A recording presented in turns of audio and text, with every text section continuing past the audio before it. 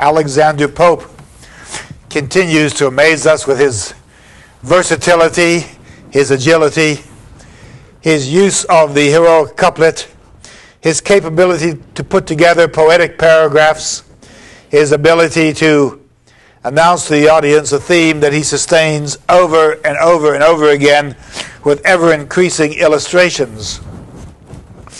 In 1714, he produced a work called The Rape of the Lock. Now, the rape is in the Rapacita tradition, where rapes occurred and villains are given their due. The rape of Lucrece becomes a famous one in the hands of William Shakespeare. Pope belonged to a Catholic family in an area which was a mainly Roman Catholic.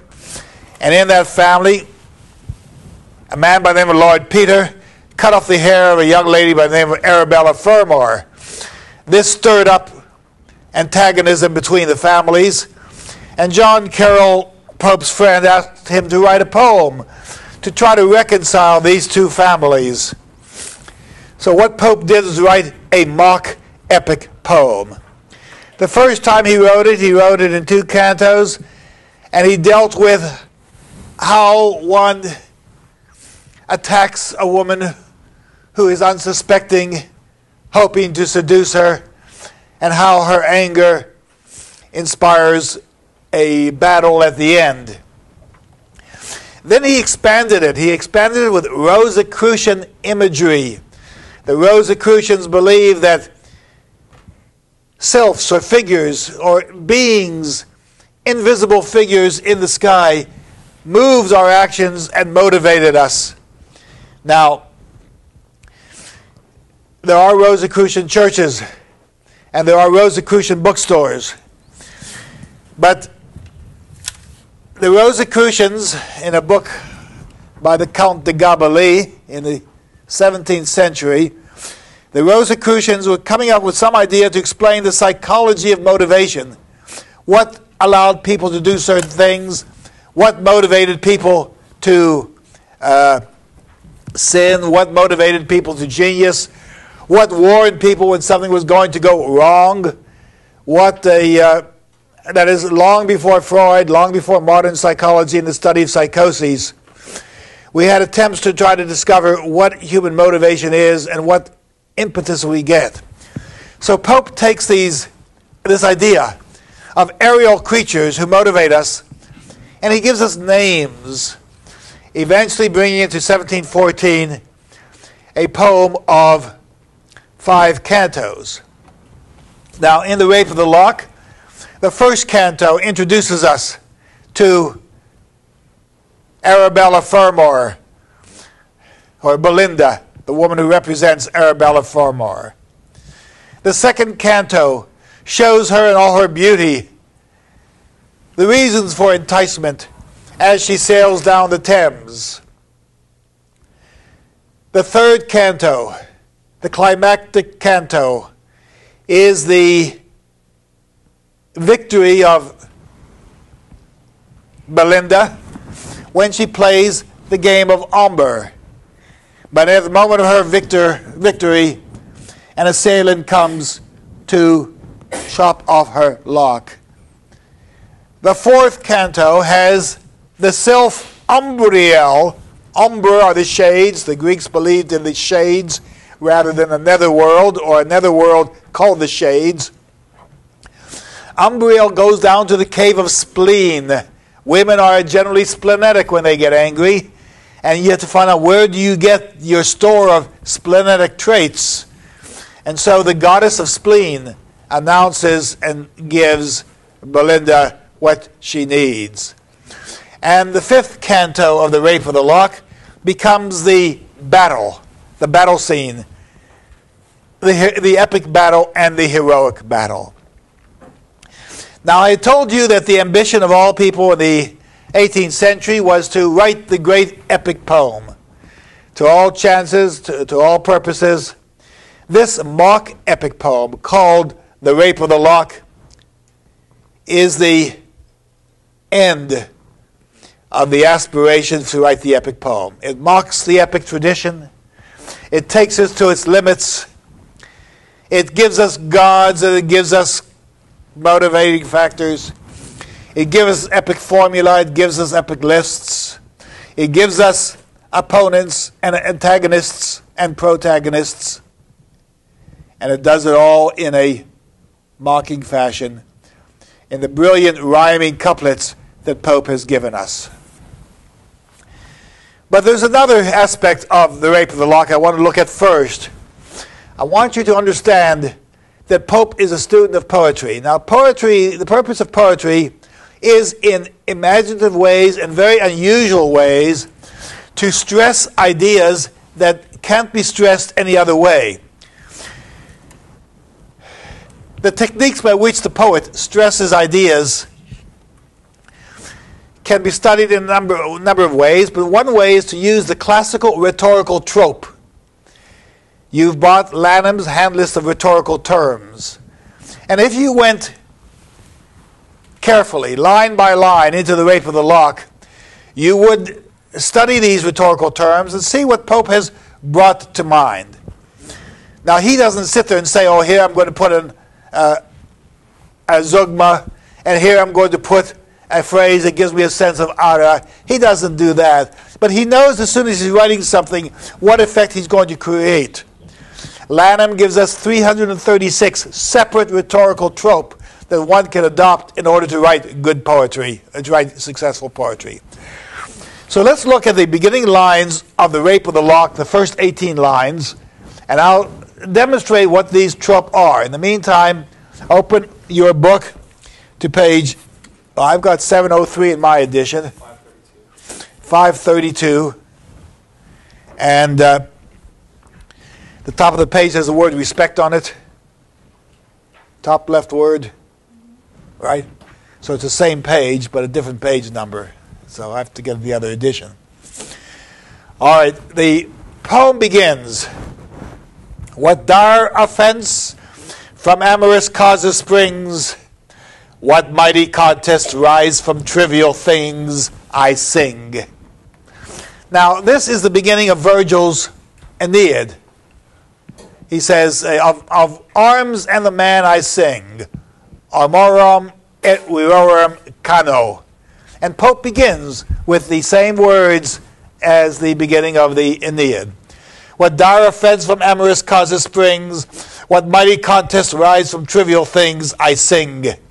This verse to Carol, muse, is due. This even Belinda may vouchsafe to view. Slight is the subject, it's a minor idea, but not so the praise, if she inspire and he approve my lays. Say, then he goes into the second part of this beginning. Say, what strange motive, goddess, could compel a well-bred lord to assault a gentle belle? Oh, say what stranger cause, yet unexplored, could make a gentle belle reject a lord? In tasks so bold can little men engage, and in soft bosom dwells such mighty rage.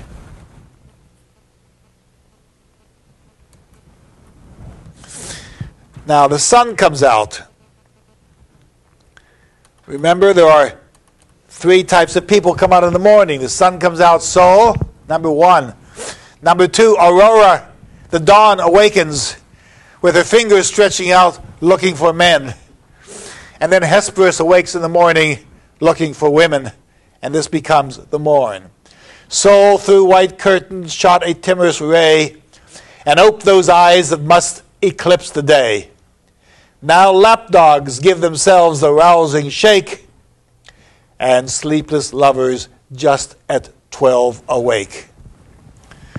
Thrice rung the bell, the slipper knocked the ground, and the pressed watch returned a silver sound. That's the opening. Those are the opening lines of The Rape of the Lock. Honed, brilliantly phrased, always picturesque, rich in imagery. But let's look at some of these words. There are techniques in this poem. For example, aphoresis is a rhetorical trope in which you substitute one letter or sound for another within a word. And on line 8 you have an aphoresis. So can anyone announce what the aphoresis is on page 8, where you substitute one letter or another for the sound in a word?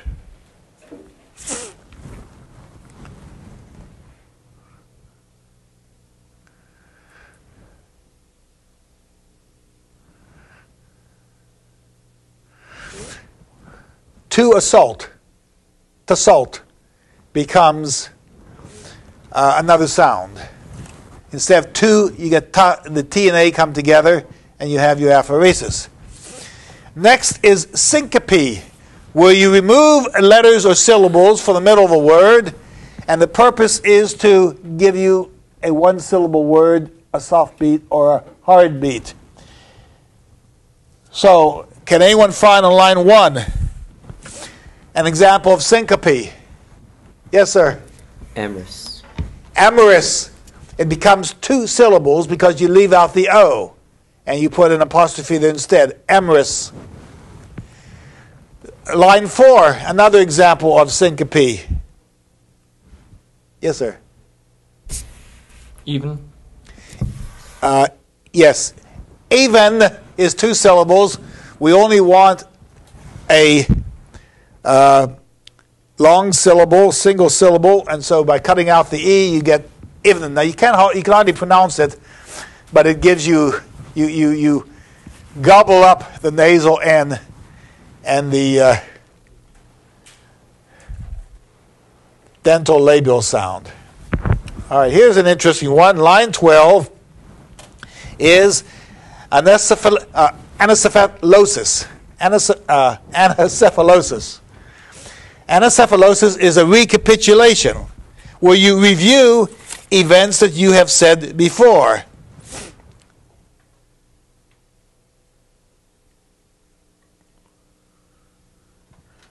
And so the question is,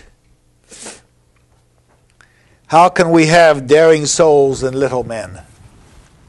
You recapitulate the idea that someone is going to take action, bold action, and that's what's going to happen.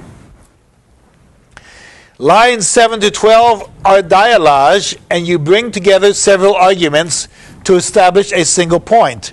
Lines 7 to 12. The question is, some people, what urges a man to express his love for a woman? What urges a woman to reject this man? And so it all comes together with several arguments. The argument for the man, the argument for the woman come together in the serious question, how can we reconcile their differences? And that would be a dialogue, 7 to 12. Let's look at the word epitheton. An epitheton is an epithet, where a subject is qualified by an adjective. And Pope uses a lot of epithets. So let's have line 1, epithet. An adjective complements a noun.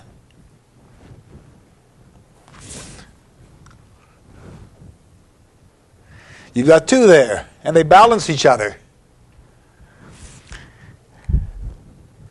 Quick, I need someone to... Yes, sir. Got dire offense, and amorous causes. Right.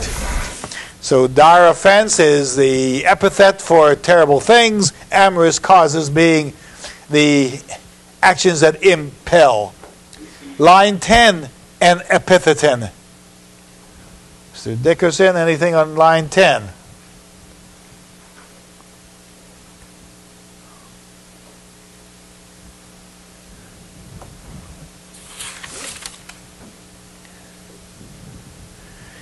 We qualify her with certain words, right?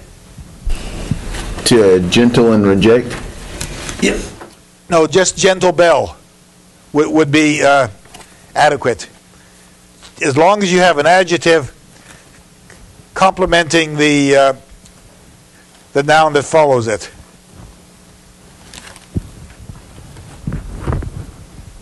All right, line 12. Has anyone found an epitheton? A word that, in fact, gives us both an adjective and a noun to describe a scene more vividly.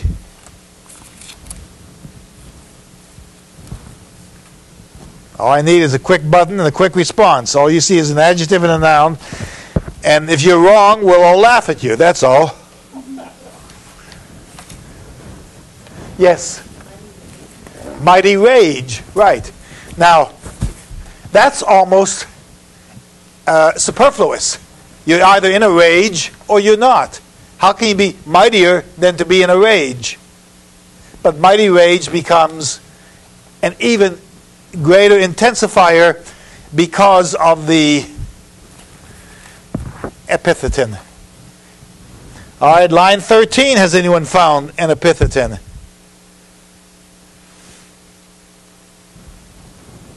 Two of them. White curtains and timorous ray. Right, white curtains, timorous ray. Now, Isaac Newton put a prism in a window and watched the rainbow as it affected upon itself. So you had a brilliant ray. But when you're sleeping at night and you have curtains pulled, then the sun barely can get through. And so the sun is timorous, not because it isn't beating powerfully outside, but because she's not letting it enter. And so a timorous ray becomes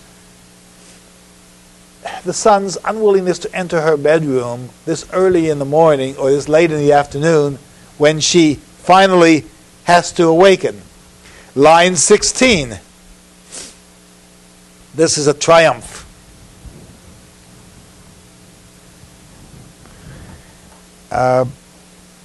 Mr. Hallmark, 16.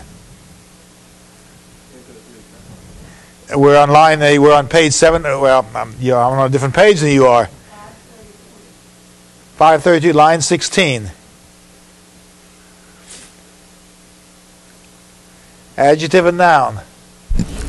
Sleepless lovers. Right, sleepless lovers. And of course, the idea is that there is no time to sleep if you, in fact, are better occupied. 11. Antiphrasis is the irony of one word calling, the irony of one word, for example, calling a dwarf a giant.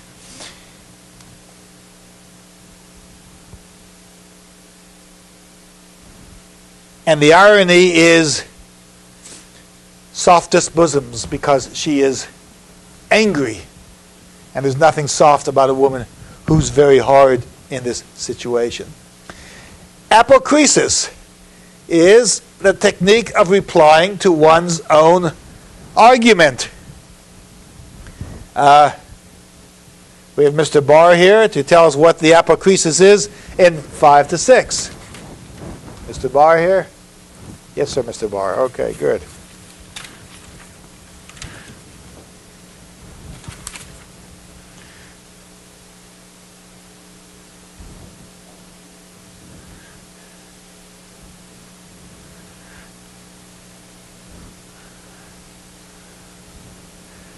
He asks, what dire offense from amorous causes springs? And we get the idea that she is going to inspire him. Right? There could be a better example.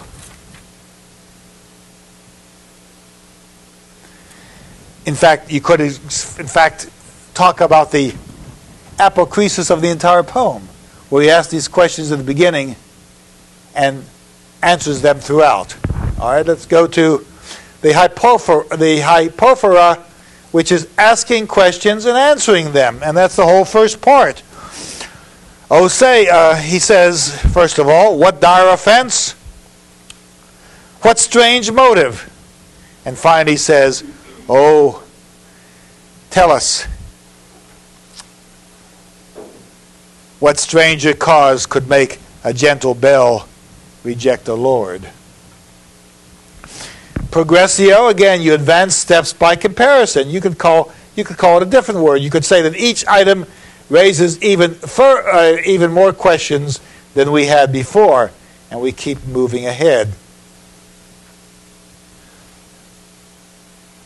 All right, climax.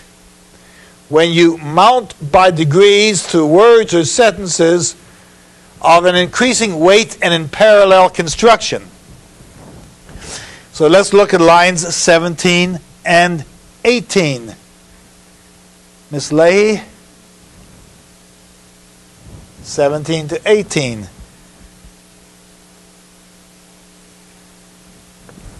And we're talking about we mount by degrees through words or sentences of increasing weight and in parallel construction. What do we get there?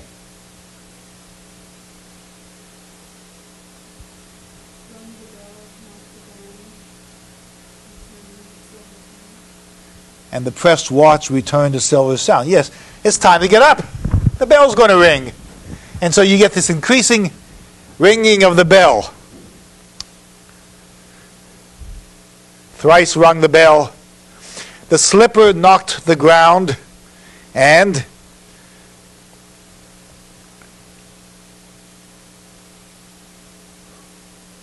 your note tells you, what does that mean? The slipper knocked the ground. Miss Leahy? Press the button.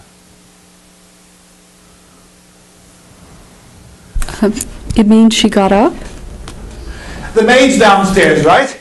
The bell rings. She wants the maid to come up. She pounds on the floor. And the maid has to come up. The slipper hits the ground.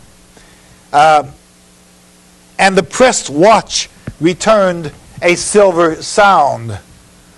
You press your watch when you want to turn it off. Or you press the watch in order to set the timer. All right. We're moving along.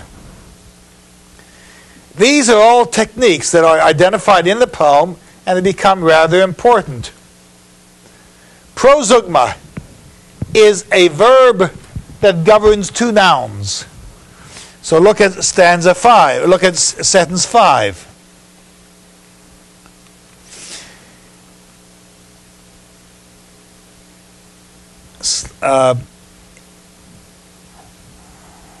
If she inspire and he improve. Okay.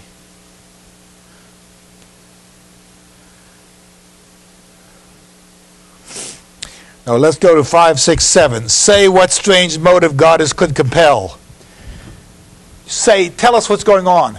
And tell us in a number of ways. And therefore we have the verb which governs a number of clauses or a number of verbs afterwards. Go to line 15. This is ethopia. What are the ethos of a group of people? What is the character of a group of people? Line 15 gives us this characteristic. Lapdogs give them the rousing shake. Lapdogs have been sleeping on the bed, get up and they shake, and that's the natural propensity of a dog, right? We also see the natural propensity of women as well. 13, the pragmatographia. Something's pragmatic is happening, and you get a description of events as they happen. Saul through white curtains shot a timorous ray and oped those eyes that must eclipse the day. If you're going to wake in the morning, you're going to go to bed at night. Now this, of course, also represents the classical formula of drama where events must occur within a 24-hour day or within the events of a normal day's activity.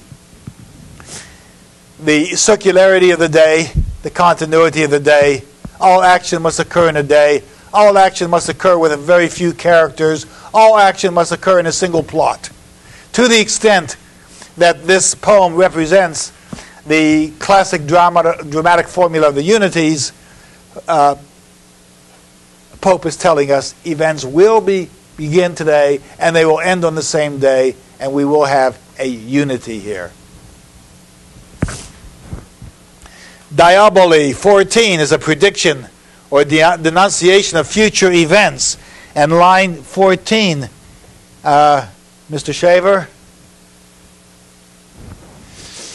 Mr. Steinberg, line 14, the prediction or denunciation of future events.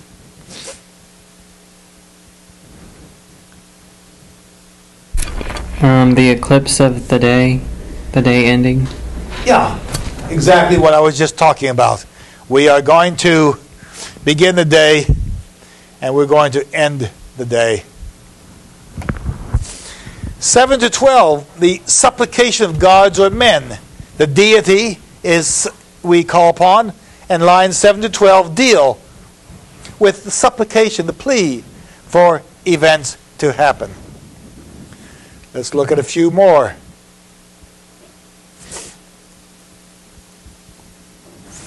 The antonomasia, a descriptive phrase for a proper name or proper name for its quality. Line 13, soul through white curtains shot at timorous ray.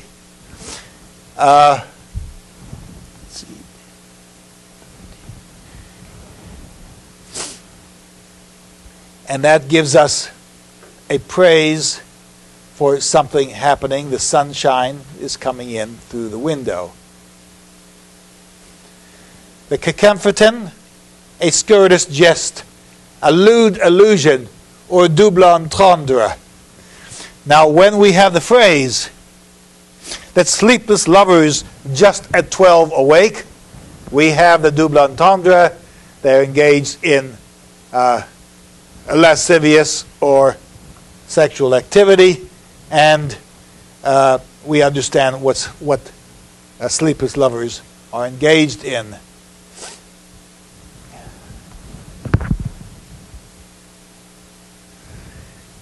The metonymy is a substitution of cause or for effect or effect for cause. And line 17, you have the slipper knocked the ground, which means you're calling for the help to come up and start working during the day. Of course, there are other metonymies. When you want to show friendship, you shake someone's hand, you say, give me your hand. Well, you really don't want to take it home with you. You don't want to screw it off. You don't want to keep him from drinking coffee. All you want to do is shake hands. Or he is the head of state. Now the president has to, he's not really the head, unless you look at the state as having a body, and you look at the corporations as having the feet. But we talk about the head of state as being a metonymy.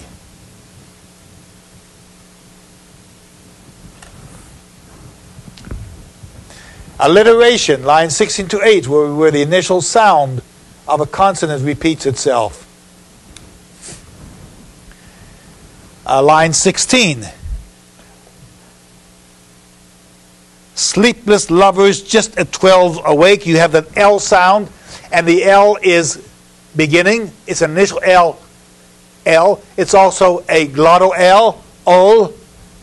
You have different ways of looking at the L. The L is a phone, a sound, and you have phonemes. The sound changes its representation along the line, but it's still alliteration.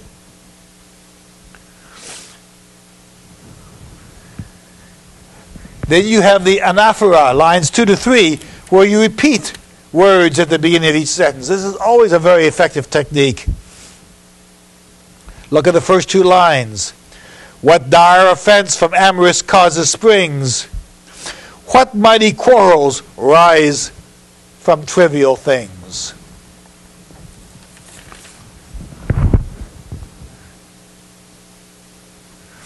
Lines 7 to 9 give us a diacope, the repetition of a word with one or a few words in between. Lines 7 to 9. What strange motive? So we get the word strange, and then you get the intensifier of the word strange to be stranger. So essentially you've got the same word repeated with words between, and that becomes an interesting poetic a technique. Tautology is when you repeat the same idea in different words. And when you talk about mighty quarrels, you have quarrels which are antagonistic, and they're both mighty. Therefore, you've got a tautology. You don't have to say mighty quarrels. Quarrels always are bitter. And trivial things. Things are trivial. Things, there is no intrinsic merit to the word things. It has no vocabulary that says this word tells you exactly what you're saying. The word things is a trivial word, and Pope's using it in a trivial fashion. You know, you say it all the time. Oh, I like this thing. Those things are great. I never understood that thing. I've got a thing for that. That thing's not interesting enough. The word thing you can use in any context. It means absolutely nothing. It identifies nothing. It points out nothing. And so trivial things becomes, again, a tautology.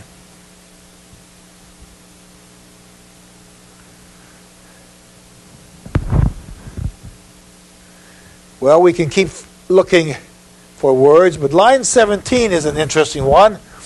It's a histron proteron. A histron proteron.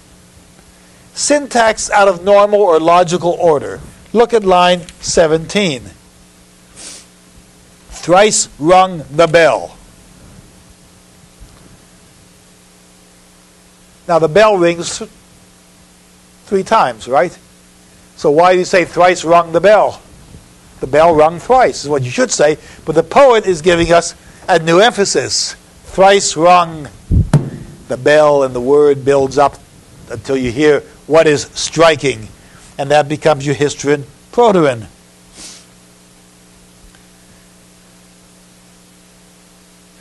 Now, why do I go over these terms?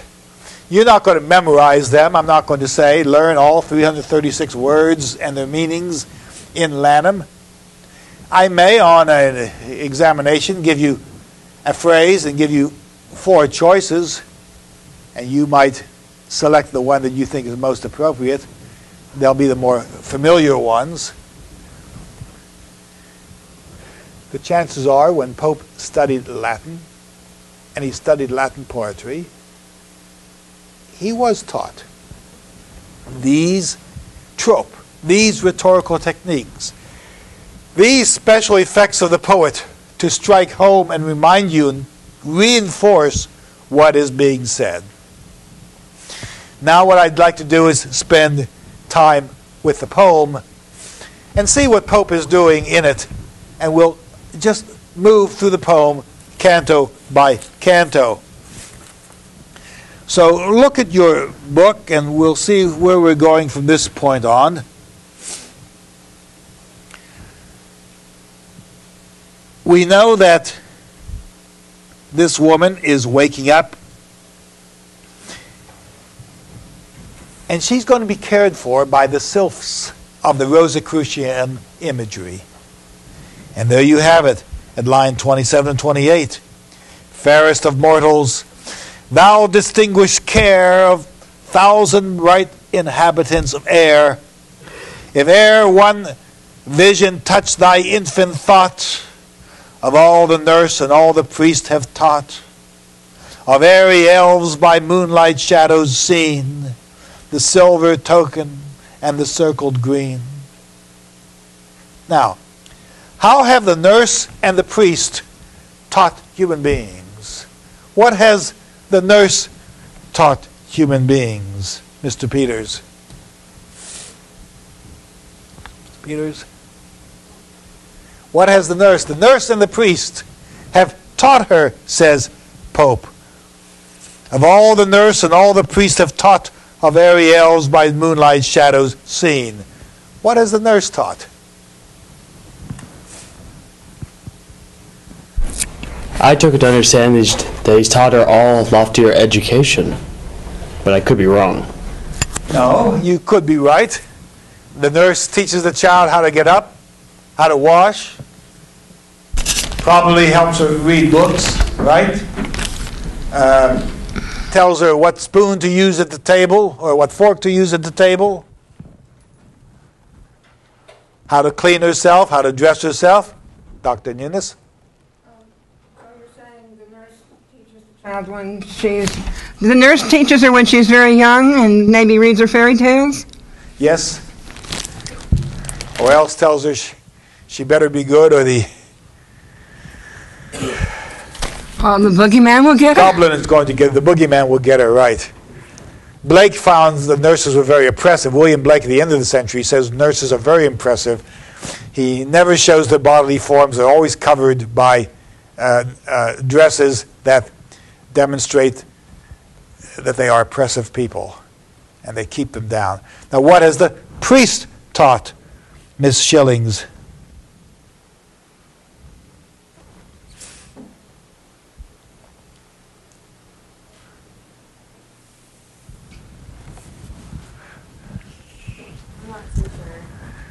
Well, there are three alternatives. Pick one.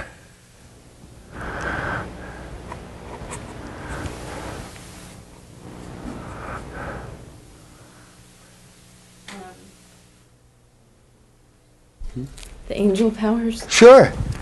Yeah, the priest teaches her about the angels. The priest teaches her that she's being watched over. The priest teaches her the Bible stories. The priest teaches her the mythos of the spiritual world. The priest teaches her that if she doesn't behave, she's going to go to hell.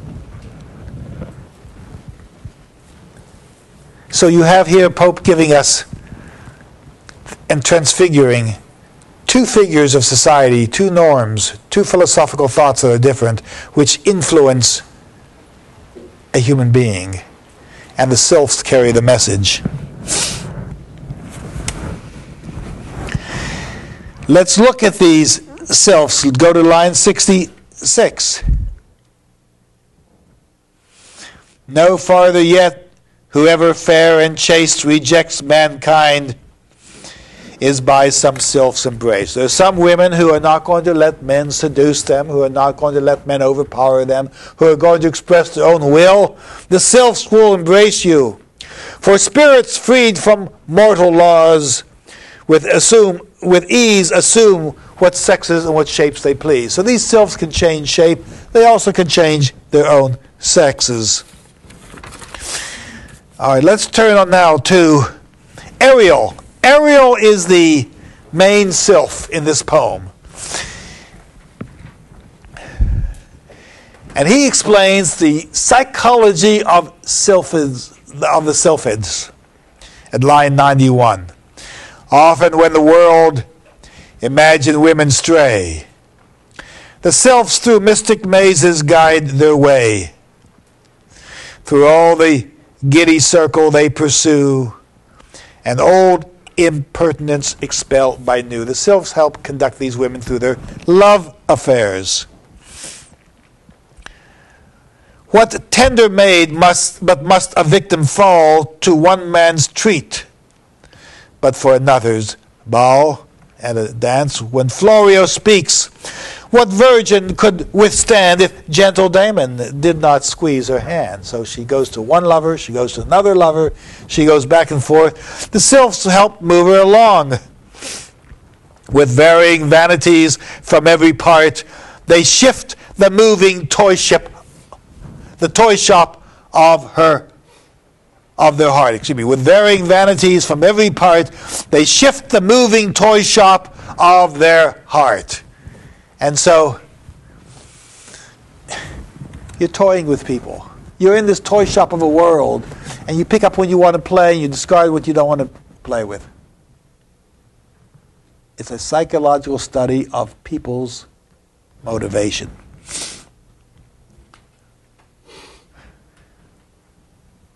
Now, here she talks about the way people embrace and get involved in love.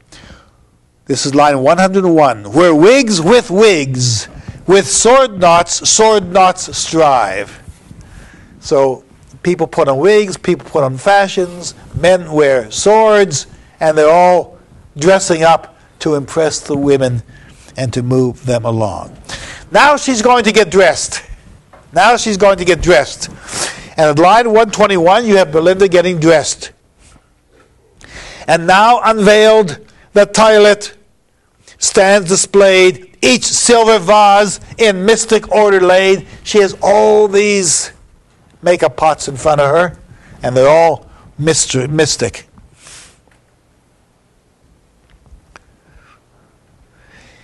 First robed in white, the nymph intent adores, with head uncovered, the cosmetic power. She's calling herself a nymph. Here she is dressed in white. She wakes up in the morning, and she looks at the cosmetic powers, because whatever her face looks like at this moment, when she starts transforming it, she becomes beautiful. A heavenly image in the glass appears. Whose image does she see in the glass, Miss Mortimer? Miss Mortimer? Yeah, she sees her own make. She sees her own face. She is the angel she sees. This is narcissistic, of course. To that she bends, to that her eyes she rears. The inferior priestess at her altar's side, that's her maid, trembling begins the sacred rites of pride. Now, what does she have on this table that she's going to use? Let's see.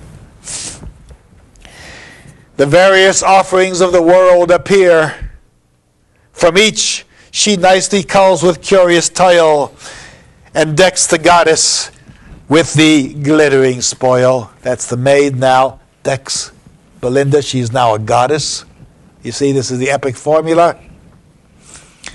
This casket India's glowing gems unlocks. And what are the glowing gems she finds in a casket? Miss Few?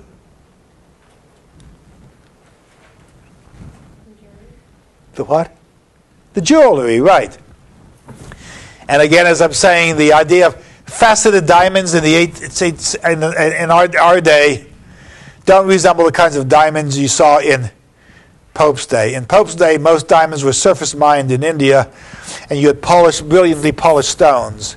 It wasn't until the end of the 19th century that these stones were being cut into facets the way we know them today. And all Arabia breathes from yonder box. What's in the next box, Miss Palkin? Any voices? Mr. Clary? Probably talking about like perfume. Sure.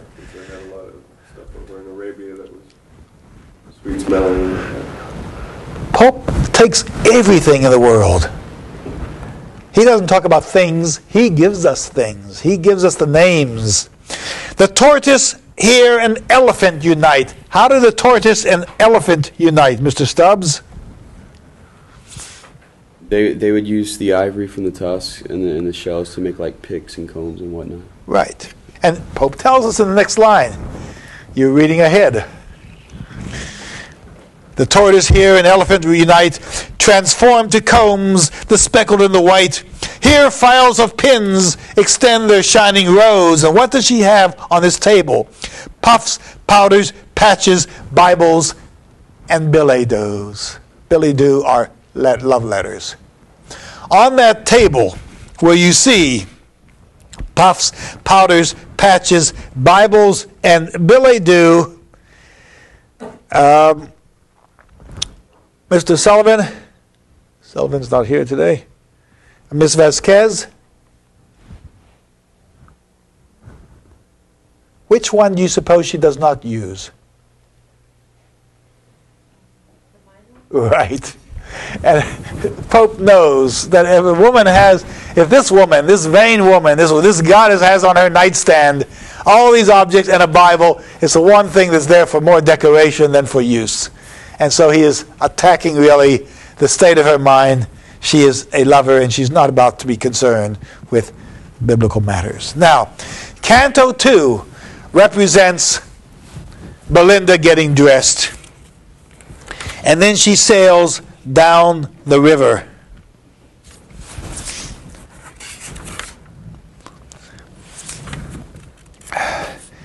And she's magnificent as she sails down in line 447. But now secure the painted vessel glides. The sunbeams trembling on the floating tides. I don't think the Thames was big enough at Pope's home to float painted vessels. They may have been small boats. Most of you, the only place you'll see painted vessels will be at the Venetian Hotel in Las Vegas. But now secure the painted vessel glides, the sunbeams trembling on the floating tides, while melting music steals upon the sky, and softened sounds along the waters die. Smooth flow the waves, the zephyr's gentle play. Belinda smiled, and all the world was gay. And here she is decked on this boat. She's dressed. She's having her morning stroll down the river. All but one sylph, and that's Ariel, who's the chief of the sylphs. All but the sylph, with careful thoughts oppressed, the impending woes sat heavy on his breast. Now we anticipate the future. We anticipate the disaster. We anticipate the rape scene. We anticipate her either having her hair cut or being deflowered. They two are simultaneous in the mind. And he summons all those sylphs who are supposed to help her. Who are some of these sylphs? Go to line 101. We're going to worry about what's happening. This day, black omens threat the brightest fair, that e'er deserved a watchful spirit's care. We're all watched over by spirits, by sylphs. If you don't like the sylph on your shoulder, just knock him off. He's your conscience. Look for the other one.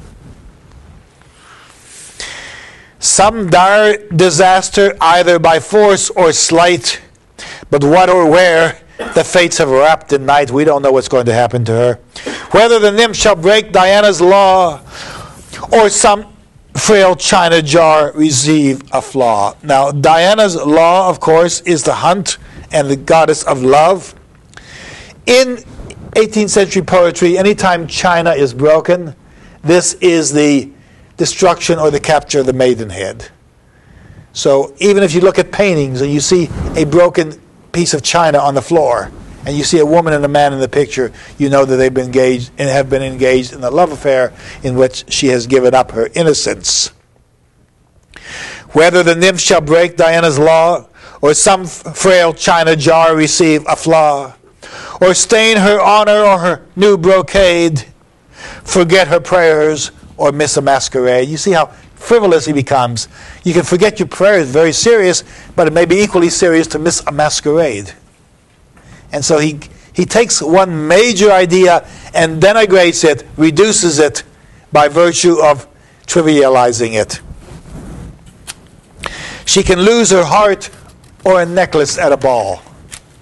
Now, of course, if she loses her heart, that's fine. If she loses her necklace, it's because she has taken it off, along with her other dress. Now, who are the people who are taking care of her? Who are these sylphs? Pope gives them names. Haste then, ye spirits, line 111. Haste then, ye spirits, to your charge repair. The fluttering fan be Zephyretta's care. Mr. Hayes? Mr. Hayes. Why does he call the sylph who guards the fan Zephyretta?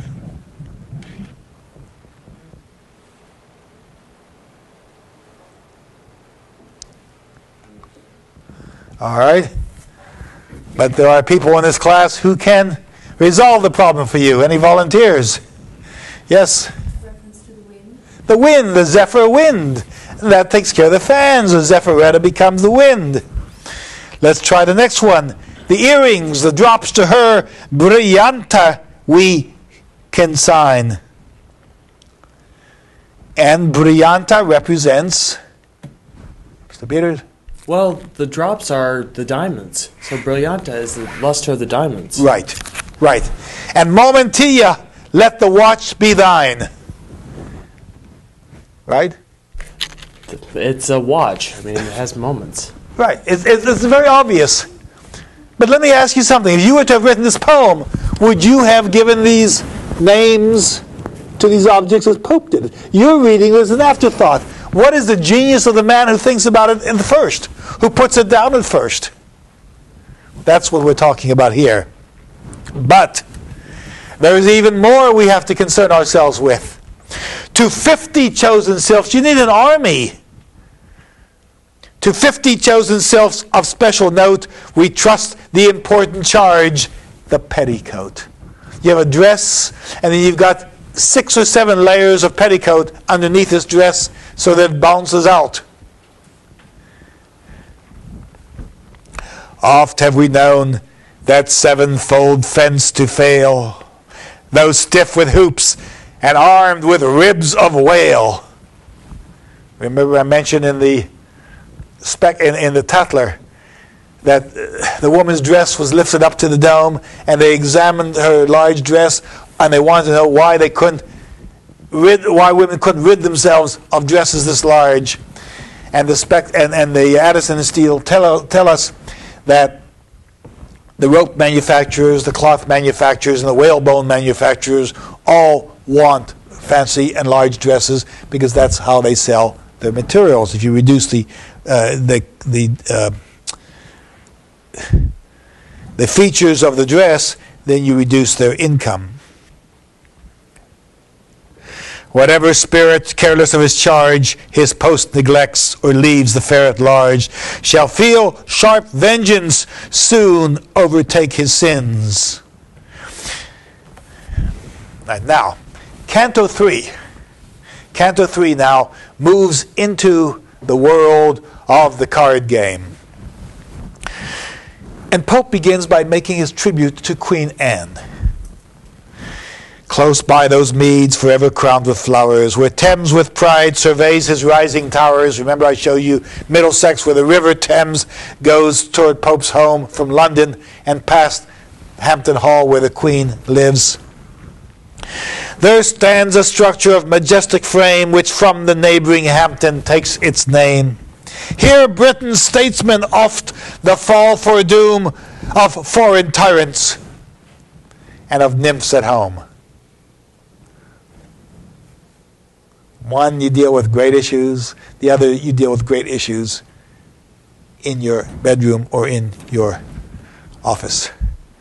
Hear thou, great Anna, whom 3 realms obey, dost sometimes counsel take, and sometimes tay. Sometimes you're dealing with the great issues of the world. Sometimes you're wondering whether you want saffron tea or lemon tea. And again, you take these great issues and trivialize them. The poem is a magnificent expression of paradoxes and alternatives, and it's one of the great imaginative poems of the world. Now they're playing a card game. The card game is called Ombre, and it is played somewhat like poker, where you have trump cards. And we're only going to go to the end of the card game. You can play it out.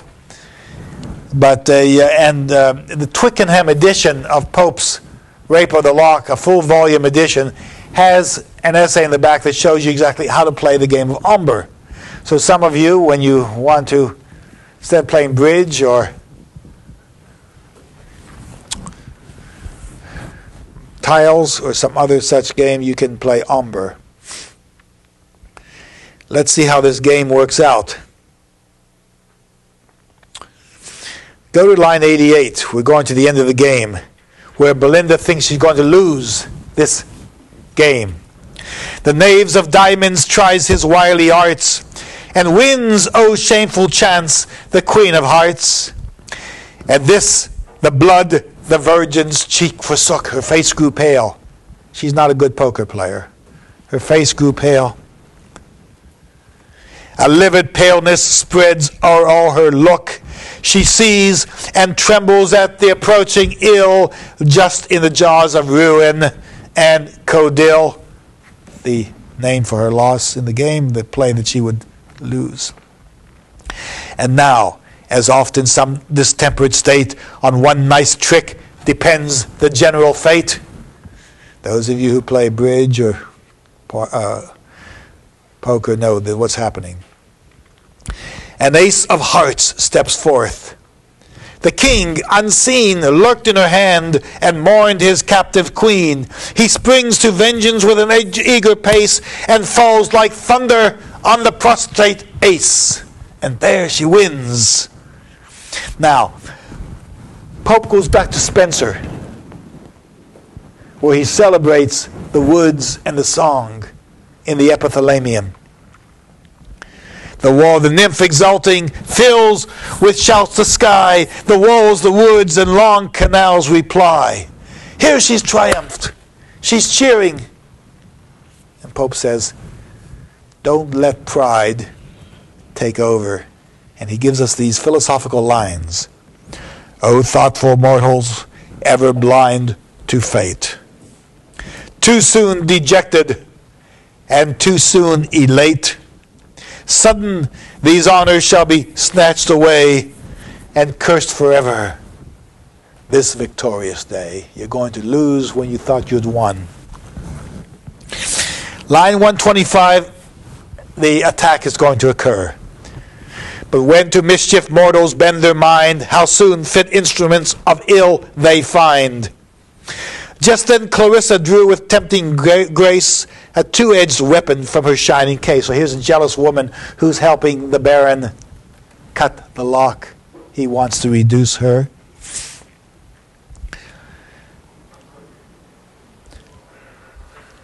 The scissors, the last line, this just behind Belinda's neck he spread, in line 134, as o'er the fragrant steam she bends her head. So she's sipping coffee or chocolate. She's ignorant of the fact that someone's coming behind her. Swift to the lock 1,000 spurts repair, 1,000 wings by turns blow back the hair. They're warning her, these winds, that something's behind you. And what she does is just flick back her hair. She feels this wind, she doesn't know what's happening. Thrice she looked back, and thrice the foe drew near. Now line 146. The pier, that's the Baron. The pier now spreads the glittering forefex wide to enclose the lock, and now joins it to divide. So he brings the scissors together to divide the lock. He joins it to divide. A wretched sylph too fondly interposed, fate urged the shears and cut the sylph in twain. Now what happened was Ariel came to help her. But as Ariel came to her, he saw in her mind a lover lurking in her mind. So she's already looking for love in all the right places. And the sylph can't help her. Now, when you use a scissors to divide, the question is whether you're cutting hair or whether you're actually engaged in the act of sexual union. Because the scissors becomes a phallic image, and when it enters the area and divides, you have a labial penetration, and obviously this poem has the double entendre, so we're not sure whether Pope is talking about the fact that they have consummated a love affair or whether it's just a lock of hair. But the intimation is that Belinda and the Baron have had a far more heated love affair than we at first were to suspect. And finally, lines 153 to 55. The meeting points the sacred hair dissever from the fair head forever and forever. She cannot get back her virginity. She cannot restore the maiden head. And here we know what happens. Here, this line proves the point of what I'm saying. The next paragraph. Then flashed the living lightning from her eyes, and screams of horror rend the affrighted skies. Not louder shrieks by dames to heaven are cast, when husbands or when monkeys breathe their last, or when rich china vessels, fallen from high, in glittering dust and painted fragments lie. So to give us the scissor scene and to follow it with crashing china tells every reader what Pope is dealing with in the 18th century. There are no illusions about what this poem is dealing with. Now Belinda gets angry.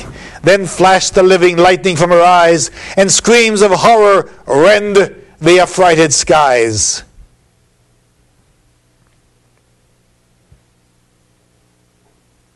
Not louder shrieks by dames or heavens are cast, when husbands or when monkeys breathe their last. Lines 170, the last two lines of the poem, tell us that we're talking about a lock of hair. Possibly. What wonder then, fair nymph, thy hairs should feel the conquering force of unresisted steel. Now, Canto 4 now goes to the cave of Spleen. Women are splenetic, says Pope. They get angry. They issue forth their spleen. They get mad at their boyfriends. They get mad at their spouses. They walk away in a huff. And then they blame the others for what they've done. This is not my point of view. This is Pope's point of view.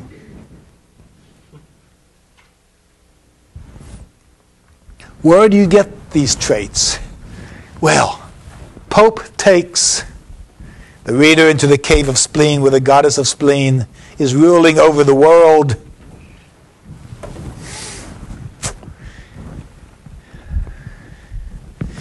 And the sentence begins, the canto begins, with this anaphora.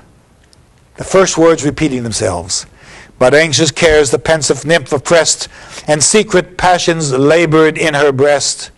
Not youthful kings in battle seized alive, not scornful virgins who their charms survive, not ardent lovers robbed of all their bliss, not ancient ladies when refused a kiss, not tyrants fierce that unrepenting die, not Cynthia when her cloaks penned awry, e'er felt such rage, resentment, and despair as thou, sad virgin, for thy ravished hair. Write phrases like that. Give us the ultimate paradoxes, the ultimate climactic phrase, the ultimate sense of the richness of the scene. All right. Umbriel, the poet, goes down to the cave of Spleen, and the goddess of Spleen has people around her who lisp, who shake their head, who nod. These are women's wiles, you see. But look at line 40. Look at line 46. In the cave of Spleen, we find unnumbered throngs on every side are seen, of bodies changed to various forms by spleen. Here living teapots stand, one arm held out, one bent, the handle this and that the spout. Now, teapot with a arm out is, of course, long before Freud, Pope was giving us phallic imagery. So this becomes the teapot. Anything oval is always a woman. Anything that's a vessel is the woman. Anything that is extended is the man. A pipkin there, like Homer's tripod, walks. And now we're talking about when you clean clothes, you have a bottle of hot water and you've got an iron and you pour the water on and you press the iron on it. This has to do with the way you keep things up. A pipkin there, like Homer's tripod, walks. Here sighs ajar, and there Gooseby talks. This is tailoring language. But the next line, men prove with child as powerful fancy works. How can men be pregnant? Men prove with child.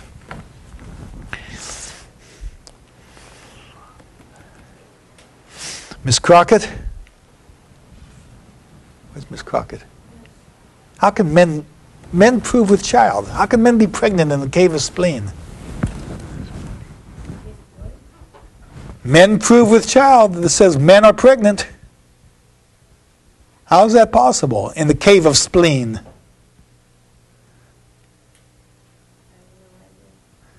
Hard to figure out.